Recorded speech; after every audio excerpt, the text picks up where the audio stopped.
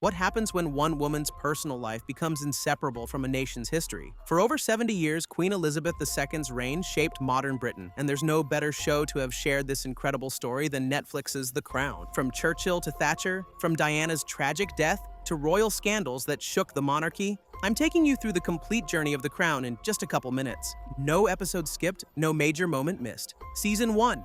A Princess Becomes Queen.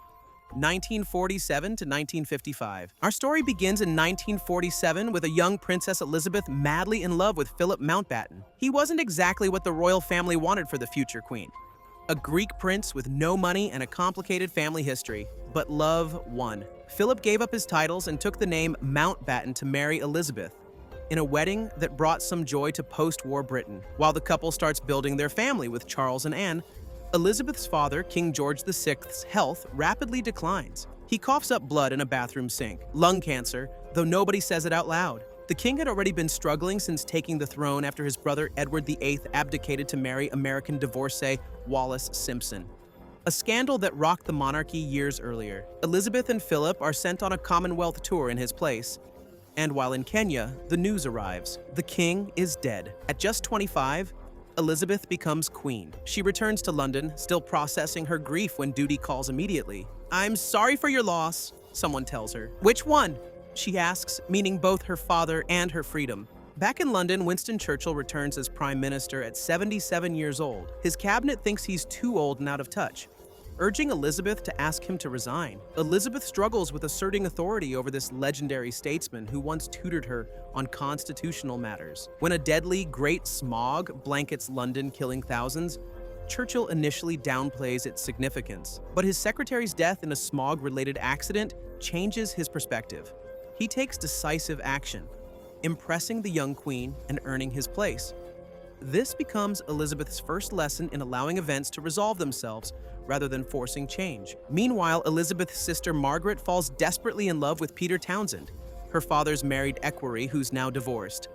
Their romance blossoms in the palace with stolen kisses and secret meetings. The Church of England forbids remarriage after divorce, and as its head, Elizabeth faces a constitutional crisis. She must choose between her sister's happiness and her duty. When Elizabeth asks Margaret to wait 2 years until she turns 25, when she could marry without royal permission, it devastates her sister and creates a rift between them that never fully heals. Margaret feels betrayed, believing Elizabeth chose the crown over family. The season ends with Elizabeth assuming her role fully, learning from her disgraced Uncle Edward, who abdicated the throne for love, that she must always put duty first. "The crown must win," he tells her. And so it does, repeatedly.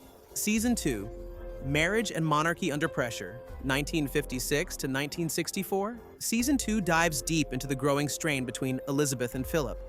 The queen finds a photo of a Russian ballerina in Philip's briefcase, feeding her suspicions about his fidelity during his 5-month solo tour on the royal yacht Britannia. Philip feels trapped and resentful of his position, always walking 2 steps behind his wife. His naval career cut short.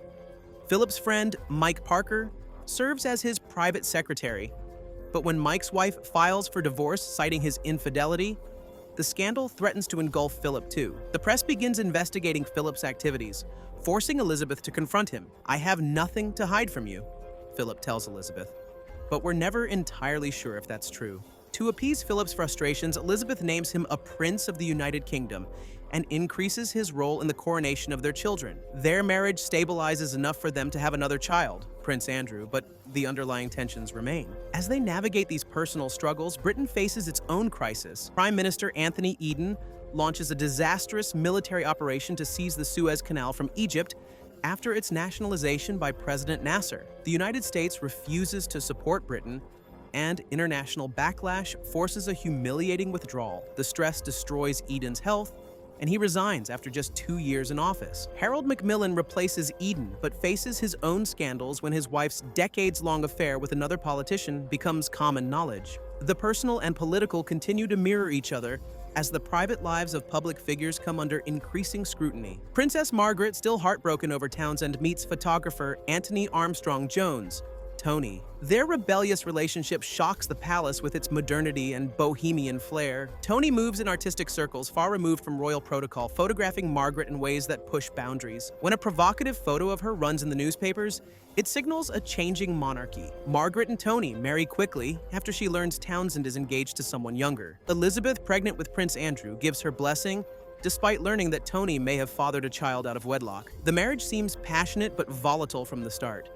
The darkest revelation comes from the Marburg Files, documents showing that Elizabeth's uncle Edward, after abdicating, had close ties with Nazi Germany. The files expose how Edward and his wife Wallis visited Hitler personally and suggested bombing Britain to force it to make peace. Some documents even outline a Nazi plan to reinstall Edward as a puppet king if they won the war. Elizabeth confronts her uncle, effectively banishing him from the family. This betrayal cuts especially deep, as Edward had been a trusted advisor early in her reign. The Queen begins to understand just how much her uncle's abdication and actions had damaged the monarchy. The season closes with another scandal, the Profumo affair, where Secretary of War John Profumo had an affair with Christine Keeler, who was also involved with a Soviet naval attaché. The security risk and sex scandal rocks Britain, eventually bringing down Macmillan's government. Rumors swirl about Philip's possible connection to the parties where these affairs began, hosted by osteopath Stephen Ward. Elizabeth and Philip have another child, Edward, but the cracks in their marriage remain beneath the surface. The show leaves us wondering if Philip was truly involved or if he's simply guilty by association. Season 3, New Faces, Same Crown, 1964 to 1977. As we move into the 1960s, the actors change, but the royal problems continue. Harold Wilson becomes prime minister, amid rumors he's a Soviet spy. Elizabeth initially distrusts him due to his working-class background in socialist politics, but they develop a warm, working relationship over time. The real spy turns out to be the Queen's art advisor, Anthony Blunt. When MI5 discovers his treachery, the palace keeps quiet about it to avoid scandal, and because Blunt possesses compromising information about the Duke of Windsor and possibly Philip. This cover-up shows how self-preservation often drives royal decisions. Elizabeth struggles with showing emotion, most painfully when coal mining waste buries a school in the Welsh town of Aberfan, killing 144 people, mostly children. The Queen initially refuses to visit, believing her grief should be private. When she finally goes, she pretends to wipe away a tear because she can't cry naturally. The moment haunts her for decades, representing her deepest fear, that a lifetime of training to suppress emotion has made her somehow less human. Prince Philip faces his own midlife crisis, becoming obsessed with the moon landing and the astronauts who achieved it. Meeting them highlights his own sense of unfulfilled potential and the life he might have led outside royal constraints. Princess Anne emerges as a no-nonsense, straight-talking royal who resents the spotlight, but handles it better than her brother Charles. While Anne adapts to royal life, Charles struggles with its restrictions on his personality and interests. Prince Charles enters center stage as he's invested as Prince of Wales. Sent to Wales to learn the language for a speech, he connects with people and develops sympathy for Welsh nationalism that alarms the palace. His sensitivity and intellectual interests make him an outlier in his family. Charles falls in love with Camilla Shand, but she's also involved with Andrew Parker Bowles. When Charles seeks help from his great-uncle Lord Mountbatten to win approval for the relationship, Mountbatten instead conspires with the Queen Mother to separate them. Camilla marries Andrew while Charles is sent away to the Caribbean, beginning a pattern of romantic heartbreak. Margaret and Tony's marriage crumbles under the weight of his resentment and her royal status. Their artistic temperaments initially complemented each other, but now lead to explosive arguments. They both have affairs, with Margaret finding brief happiness with a younger man named Roddy Llewellyn. When photos of them together hit the papers, the scandal pushes Margaret toward divorce and a suicide attempt. Elizabeth comforts her sister, admitting Margaret was always the sister she cared for most. The season ends on a somewhat hopeful note with Elizabeth's Silver Jubilee in 1977, celebrating 25 years on the throne. But underneath the celebrations, the royal family's foundations are starting to crack. Season 4, Thatcher and Diana change everything. 1979 to 1990. Season 4 introduces two women who transform Britain and the monarchy, Margaret Thatcher and Lady Diana Spencer. Thatcher becomes Britain's first female prime minister, and despite their similar ages, she and the Queen clash immediately. Their differences are evident even in small things.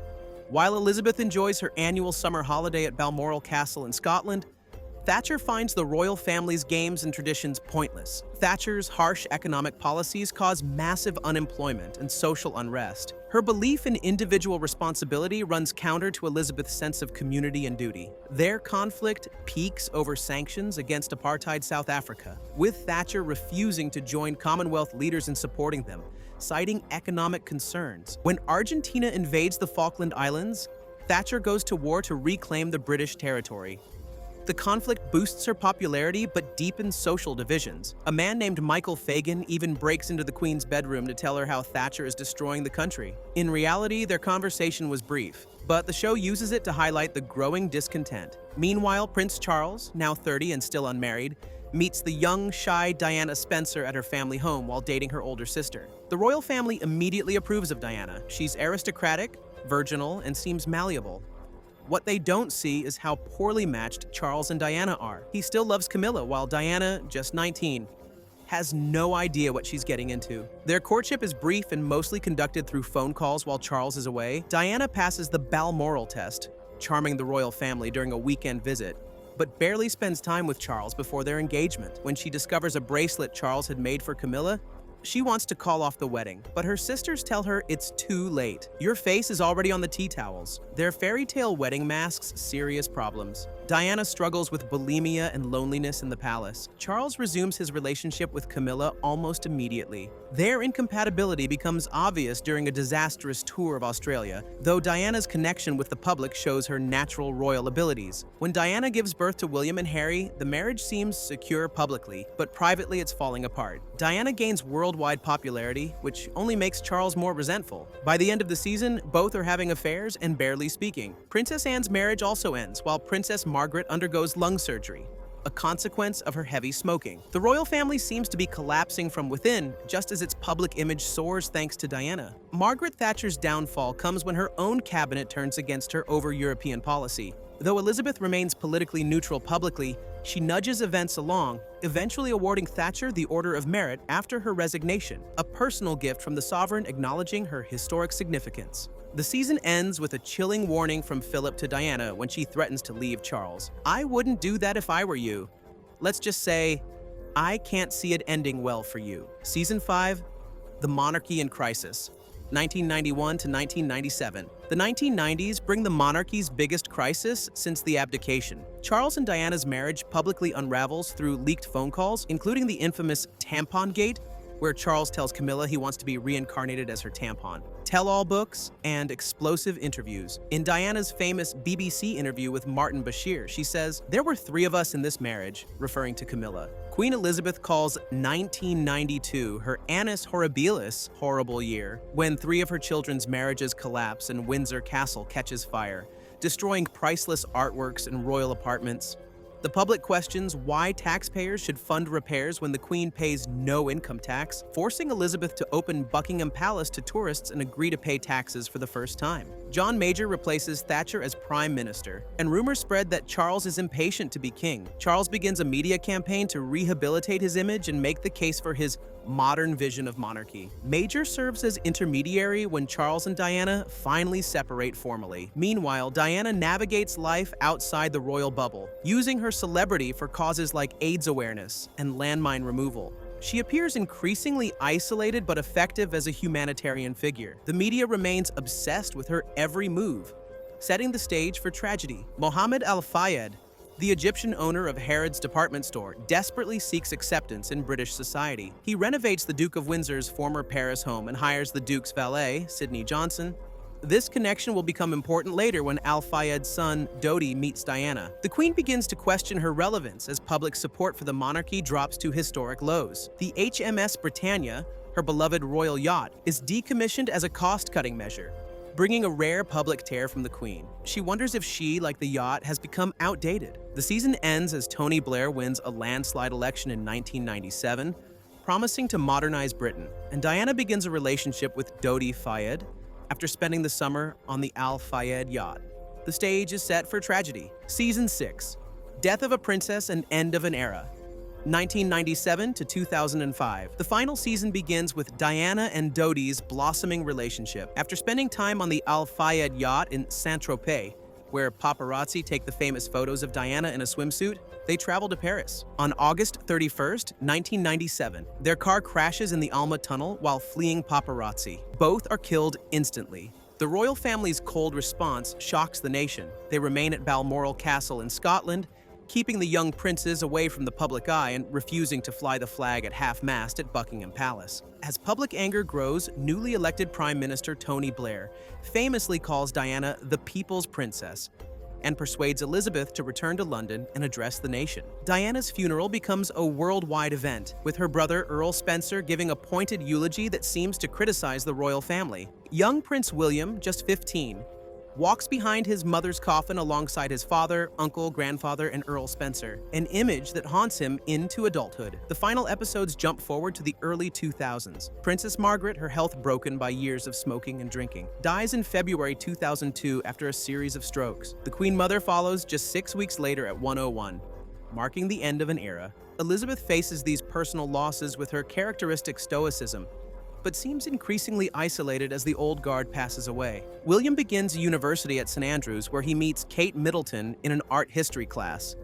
Their relationship develops slowly but steadily, unlike his parents' whirlwind courtship. The show portrays Kate as patient and strategic, understanding the institution she might someday join. Charles and Camilla's relationship gradually gains acceptance. After years of careful PR, they marry in a civil ceremony in 2005. The Queen doesn't attend the ceremony itself, but joins the blessing afterward, signaling her approval while maintaining the Church of England's position on divorce. The series ends with Elizabeth reflecting on her long reign, the sacrifices made, and the monarchy's survival despite enormous challenges. Now, in her late 70s, she has outlasted prime ministers, family scandals, and changing times. The Crown has won, just as Uncle Edward predicted back in Season 1. The Crown gave us an intimate, if sometimes fictional, look at the woman behind the crown. Over 6 seasons, we saw Elizabeth grow from a young princess to the longest reigning monarch in British history, always putting duty above personal happiness. What makes The Crown so compelling isn't just the scandals or the costumes. It's watching ordinary people live extraordinary lives, making choices that affect millions while trying to find some happiness for themselves. Through Elizabeth's 70-year reign, through crisis and celebration, through personal tragedy and triumph, The Crown endures.